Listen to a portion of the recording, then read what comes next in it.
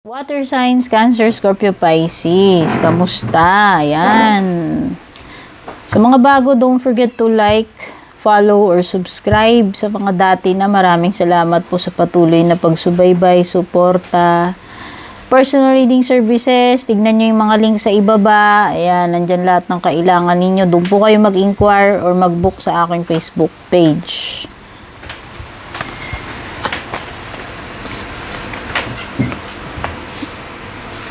Letter. Uy, may marireceive kang good news, impormasyon ngayong araw na to or itong mga susunod. Timeless po itong reading natin kahit kailan nyo po ito makita, kahit anong buwan pa yan or taon. Tingnan nyo guys yung mga playlist natin. Meron tayong timeless, weekly, monthly, yearly, mga love reading, collective reading, pick a card, unboxing and flip through ng mga decks. Marami tayong mga videos dito. At tignan nyo rin yung mga channels ko sa ibaba guys. May mga, makikita nyo yung mga, ko doon. Featured channels ko. Yan. Pwede rin po kayo mag-subscribe doon kung gusto ninyo. So, ayan. Mukhang may delivery ngayon. Sulat man yan, package. Pwede rin may mga dito yung mga documents. Yung mga pipirmahan, kontrata, o may mga chika, balita. Okay, communication, lahat ng form ng communication, baka may tatawag sa inyo, may mag-i-email, may magte-text. Basta may mga paparating sa yung mensahe. Ayan Or may mga importanteng usapan. Ayan, whether may mga imi-meet ka, mag-uusap-usap kayo. Ayan. Mag-ingat ka, may ahas dito sa paligid mo. Water signs. Someone will try to deceive you or pwedeng may mag-cheat sa'yo dito. Lolokohin ka. Yung iba, bubuyuin ka, susulsulan ka, ipapahamak ka. Yung iba, tatraidoring ka. Pwedeng ito ay temptation, whether natutukso ka or may tukso sa relationship ninyo. Pwedeng may mga agaw, ahas, traidor. Ayan. Okay? Basta yung ahas na yun, walang may dudulot na mabuti yan, kapahamakan, katraidoran lang gagawin yan. Key. Unlocking the answer, destiny, open a solution. Ayan. Kung ano man itong mga problema mo, makakahanap ka ng solution. Mahanap mo yung mga kasagutan na hinahanap mo. Pwedeng dito may mga hidden na ma-unlock ka. May ibig sabihin may mga mare-reveal. May mga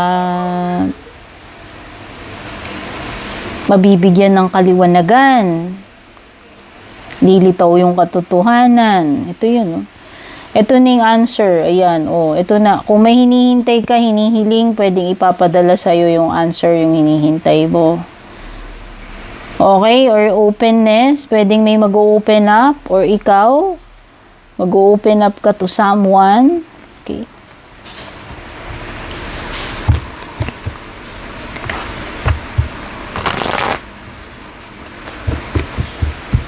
Iba kung naghahanap kayo ng trabaho or partner, ayan.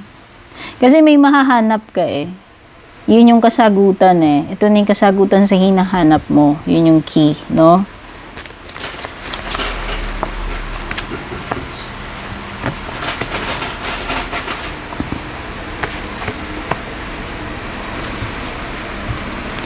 Ayan. So, may mga struggles pagdating sa pera, kabuhayan.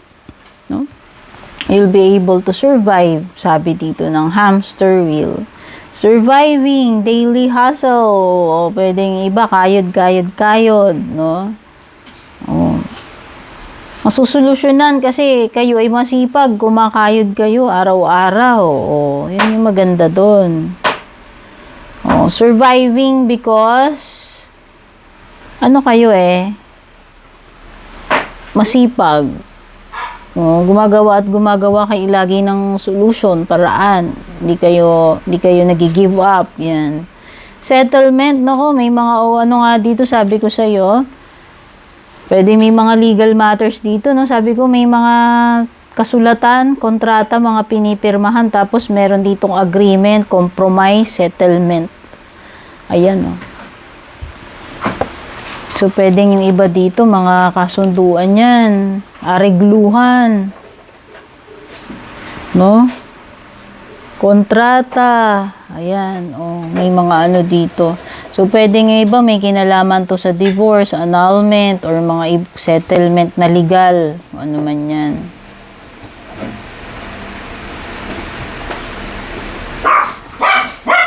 Si Archangel Michael, protection, prevented from harm, divine intervention. Ayan. So, may mga, may divine intervention din paparating sa inyo, water signs, sa mga pagkakataon na ikaw ay desperate or pwedeng isang form ito ng milagro, ng tulong sa mga times na kailangan mo. Ayan, oh. Protection din, sabi dito na you are protected by Archangel Michael. So, puprotektahan ka sa mga kapahamakan. Ayan, kasi may snake. So, magdasal ka. Dasal ka dito kay Saint Michael kung katoliko ka naman. No? Kasi binabanggit siya dito. Pwedeng siya yung guardian mo or pwedeng siya yung sinasabi dyan ka magdasal. No?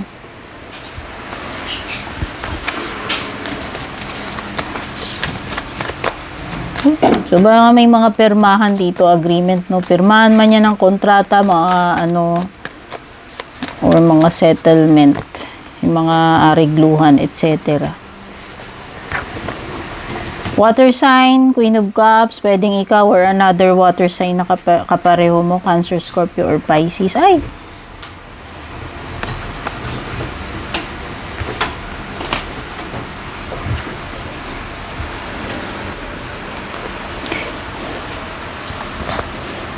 Merong energy dito ng pagtakas or pag-iwas, water signs, whether ikaw to.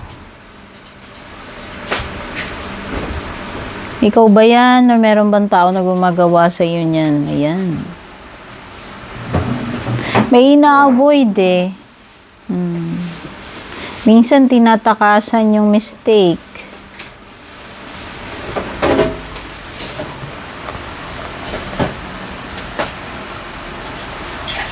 Tinatakasan, nagbibingi-bingihan, nagbubulag-bulagan, umiiwas. Instead na ayusin yung problema, tinatalikuran, nag-walk out. Ayan. Yung ganong energy.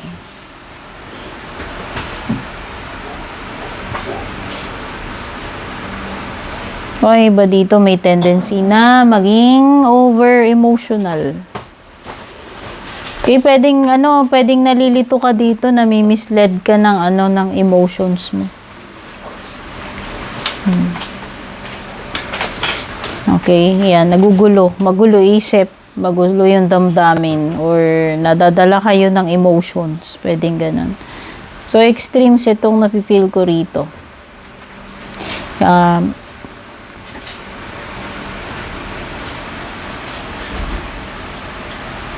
Or meron ditong overprotective energy, consentidor energy. Kumbaga paano matututo kung lagi mong pinagtatakpan, binibaby. Yan. Pwedeng sa relationship, ganun. Pinagtatakpan yung mga red flags ng tao kahit na alam mo na hindi na tama, no? Or para kang nagbubulag-bulagan, parang ganun. Dahil yan, lasing ka sa pagmamahal. Yan, pwedeng ganun. Or pwedeng siya yung ganun sa'yo. At ang maganda rito with the Eight of Swords, ayan, is makakahanap ka ng paraan na makaalis dito sa pagiging stuck. Ayan. With the Eight of Swords. So, kung matagal na kayong natenga dyan, ibig sabihin, naialis nyo na yung sarili nyo dyan, makakahanap na kayo ng solution dun sa problema ninyo, makakaahon na kayo dun sa hirap, or kung ano man tong kinasasadlakan nyo na yan. Finally, kumbaga, ayan. Kasi minsan mindset yan eh. Yung mga self-limiting beliefs mo. So, finally, na-realize mo na ikaw lang din yung makakatulong sa sarili mo. Ikaw lang din yung makakaalis sa sarili mo dyan. Ikaw lang din yung magpapalaya sa sarili mo. Ikaw lang din yung makakasolve ng problema mo. Ayan. Yan yun eh. Yung nagkaroon ka na ng guts. No? Nagising na yung isip mo doon sa mga maling inaakala mo sa sarili mo na hindi mo kaya or hindi ka na makakaalis dyan, no? Ayan. So, mas ano ka na ngayon, nabuksan na, naging open-minded ka na, ano? Okay, water signs, ito yung mga nakuha ko para sa inyo. Don't forget to like, share, subscribe. Take care. God bless. Babush.